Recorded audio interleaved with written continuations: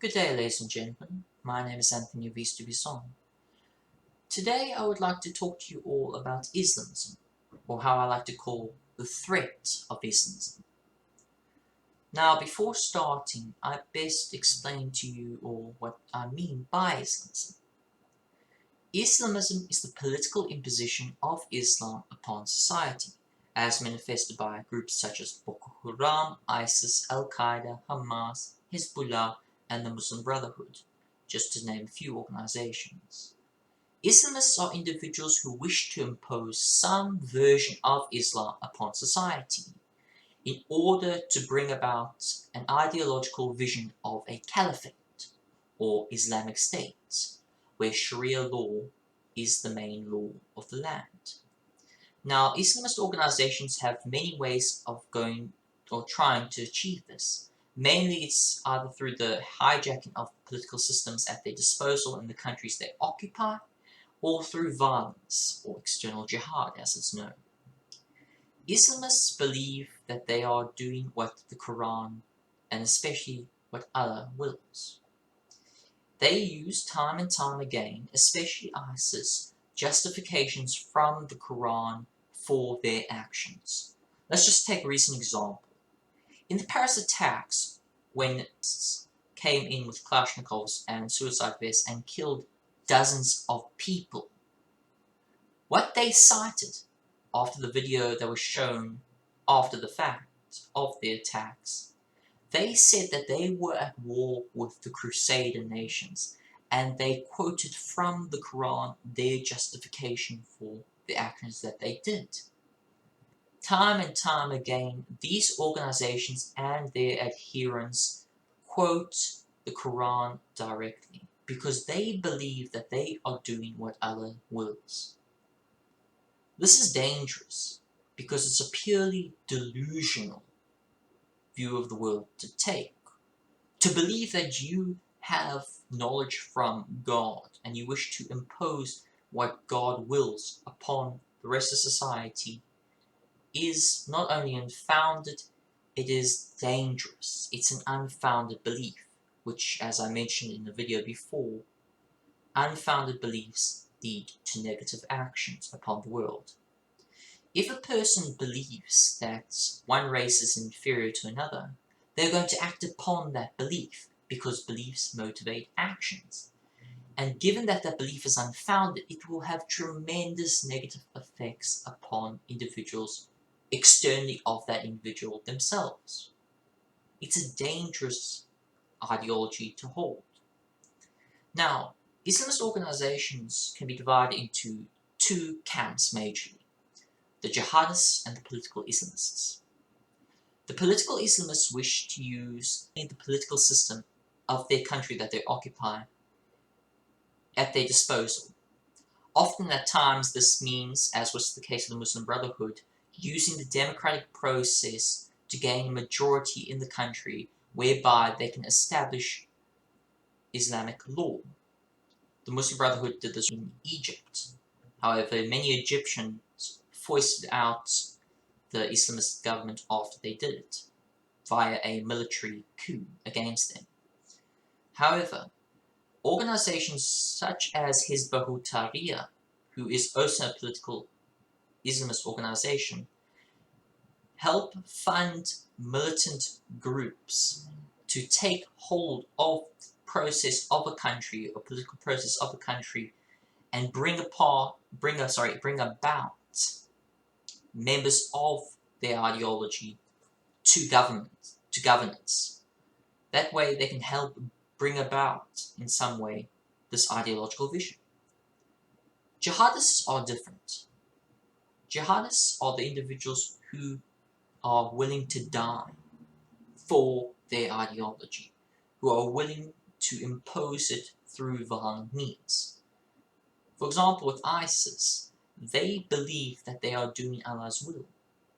They love death more than the infidel loves life, and they show this time and time again with their furiosity, with their ideological dedication to their desire to impose what they believe to be Islamic State. They've already done this now in Iraq. part of Iraq at least. What they would do with their Islamic State is they impose Sharia law. So you're not allowed to criticize the government or else you'll get death. They treat women as inferior, as dictated by the Quran and the Hadith. They kill apostates, they kill homosexuals, all because of their following of Sharia law, and because they are doing it, they believe, in accordance with the Quran, which they are. Now, Islamist organizations, especially the political Islamist organizations, have injected cleverly into the West, especially Western discourse, the idea of Islamophobia, or offense towards Muslims, simply based on them being Muslims.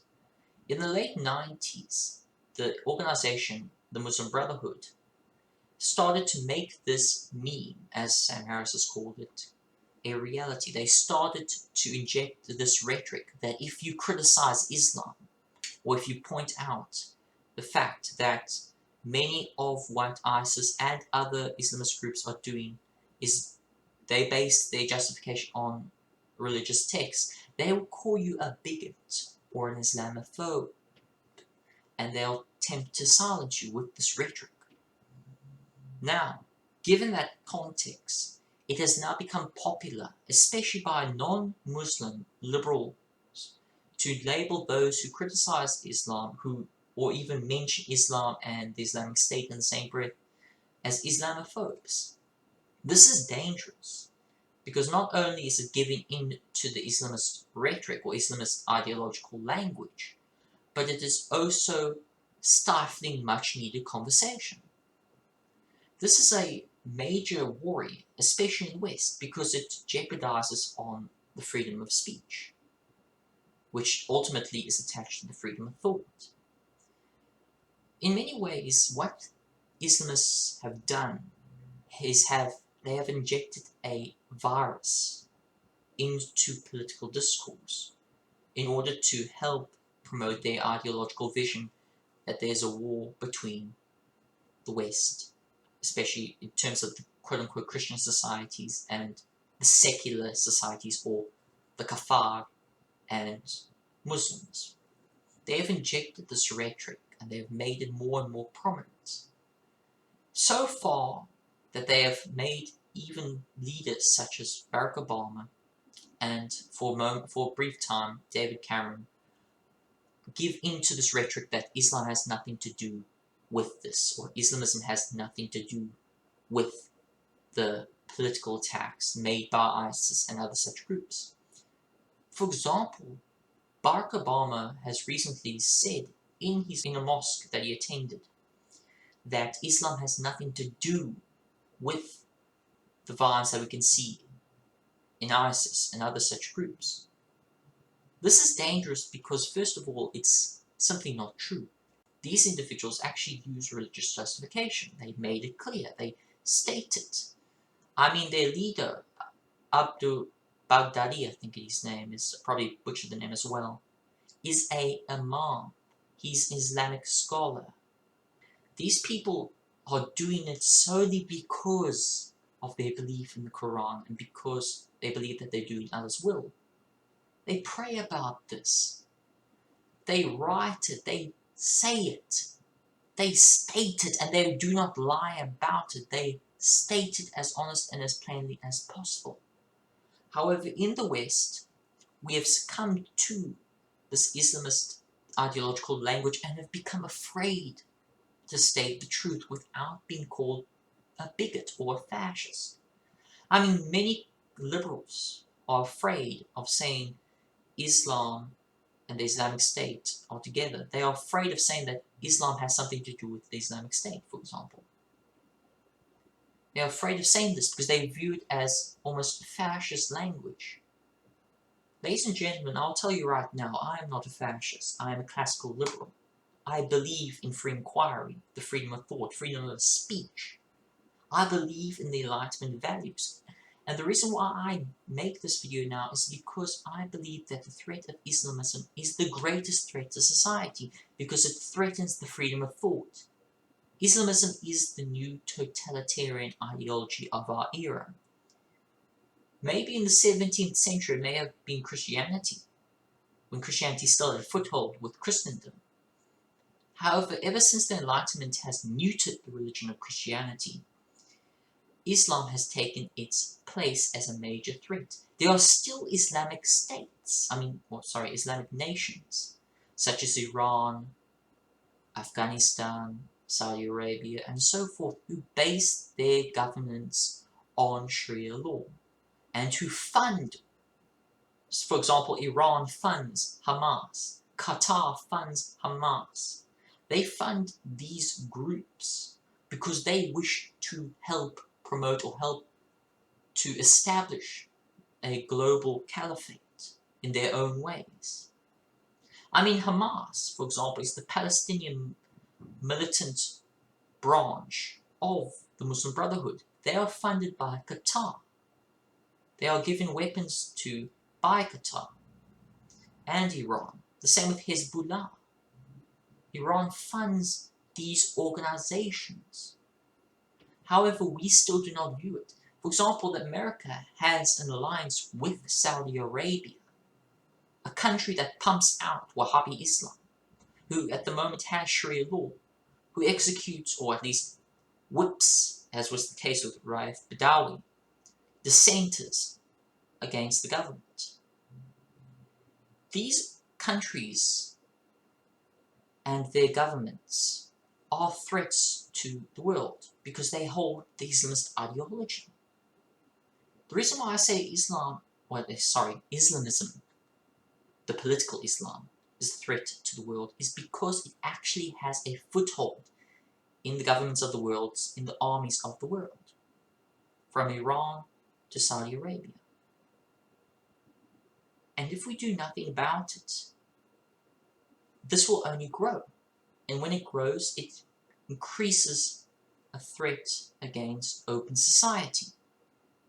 Open society relies upon the freedom of thought.